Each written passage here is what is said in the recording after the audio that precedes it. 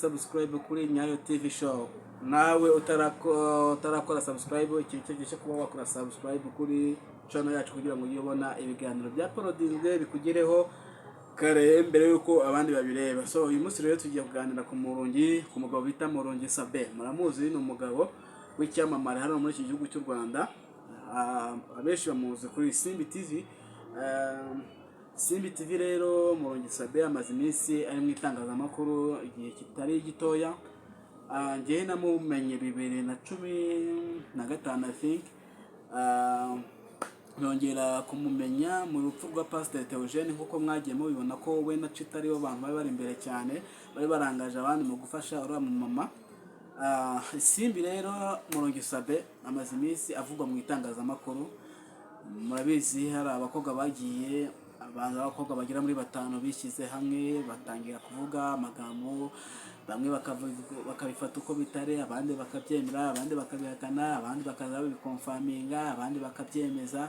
Ariko mu by'ukuri Sabin nawe amakuru yishyire hanze yavuze ko ari amakuru atariyo, ari amakuru y'ibihuha, kandi ikindi anisegura kuba mukurikirana kuri YouTube channel ye, ababwira yuko abo ngabo ari abantu bishakira amaviews. Mu by'ukuri rero Sabin bagiye bavuga ibintu byinshi cyane byo kuba yarashenye urugo rw'abandi, ariko giye buryo giye fatamo Sabin, Murongi Sabin mufata nk'umugabo w'intwari, kandi umugabo uvugisha ukuri, utarya iminwa, umugabo ikibazo cyose yahura nacyo arahagarara akakubwira ati nahuye ikibazo runaka kimeze gutya.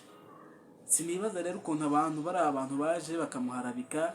Nanabonye n'ikiriya bwaragitanze muri RIB avuga yuko bicara hariya bakamusebya ibiki n'ibiki, kandi bitemewe gusebya umuntu mu ruhame rw'abantu, kubera ko akenshi na kenshi abantu bagenda bakora batangaza ziriya nkuru nta nubwo baba banazi icyo amategeko ya leta ahanisha amakosa nk'ariya baba bagiye bakora, icyo amategeko abahanisha. Mu by'ukuri rero Sabin ngewe muzi nk'umugabo w'intwaro, umugabo utagira iminwa, kandi umugabo wagiye uzamura abantu benshi, wagiye ufasha abantu benshi cyane muri izi social media kugira ngo abubakire ubuzima bw'ejo hazaza.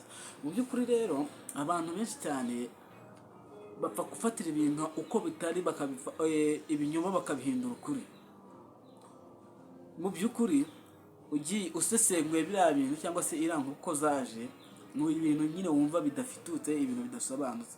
Ariko ye mu byo nzimo Sabin muzi nk'umugabo w'intwari, umugabo ukunda gufashanya, umugabo ushobora kugenda ugatakira ukamubwira ati mfite umugore n'abana babuze ibyo kurya, Sabin akaba yaguhaye amafaranga, cyangwa se ukamuhamagara akakubwira ati dore ko afite n'imodoka nziza, ukamubwira ati Sabin nabuze imodoka kandi mfite ubukwe, imodoka akaba yayiguha, n'ikitari imodoka ye Sabin yakiguha. Sinzi ukuntu rero abanyamakuru bitabukije ngo ibiki n'ibiki ngo Sabin, murabizi biriya byandura bya Ndimbati na Feridawusi, abantu bishyiramo Sabin ngo Sabin ibiki n'ibiki. Mu by'ukuri Sabin muba mumushaka iki? Niba ari inkuru mushaka gukora, mwakoze inkuru zanyu, mugakora inkuru ziri official, mugakora inkuru zifite icyo zigamije, cyangwa se zishaka guhindura ubuzima bwacu cyangwa se ubuzima bwa muntu. Mu by'ukuri mukareka kuza muri social media cyangwa se muri entertainment yo gushaka amafaranga mu buryo budafitutse. Sabin muramushaka iki? Mwaretse Sabin akirira amafaranga yo ku Isimbi, Sabin mwamuretse akiryohera we n'umudamu we n'abana, Sabin muramushaka iki koko? Ariko uzi ko ngende nka Sabin abantu bose bagiye bankuraho ikiganiro kitari cy'ukuri, ngiye muzi ko nyirishobora kubajyana muri RIB nkabafungisha, mukagenda mukicura rero mu buroko ko nta bindi bibageneye. Nibyo bintu byababera, icyo kintu gishoboka. Ngewe rero inama nandi gutanga kuri Sabin, ngewe nkubwije ukuri, ndakuvuganira nkaho nkuzi, urumva. Mu by'ukuri ntabwo turahura, ariko nanifuza ko tuzahuranye nawe. Mu by'ukuri aba bantu bareke, aba bantu bivugire. Iyo umuntu ari mu gihe cyo kuvugwa aravugwa. Iyo umuntu afite ibyo bamuvugaho, gereka abantu bakuvuge, ubyumvira ahangaha, bisohokera ahangaha. Ibyo wagira icyo ukoraho, ubikore nk'umuntu w'umugabo uharanira ubuzima bwawe, cyangwa se uri ushaka kurinda ubuzima bwawe, urumva. Niba naba ngombwa witabaze ubutegetsi, cyangwa se witabaze ubuyobozi, ubuyobozi bw'u Rwanda nta kindi kintu bubereyeho ni ukumva umuntu ibibazo afite hanyuma bakabishakira igisubizo. Mbona no ko kwisegura kuri Kadafi nawe ejo nagiye kubona mbona akoze nkuru.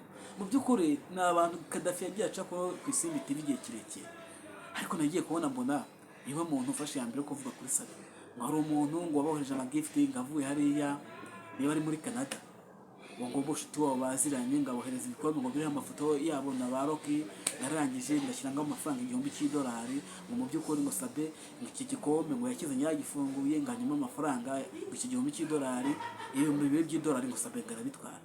Ariko koko Kadafi iyo nkuru wayikoze wumva utekereza, wumva ufite ubwenge, wumva gumeze ute mu by'ukuri. Usibye ko ikintu nagukundiye nawe Kadafi nuko ejo nyuma yaho wagarutse ugakora ikiganiro wisegura ku bantu ubabwira ko yari fake news. Ariko rwose ujye wihangana. Murakoze cyane kudukurikira rero. Ciao ciao, turabakunda cyane. This is the TV show.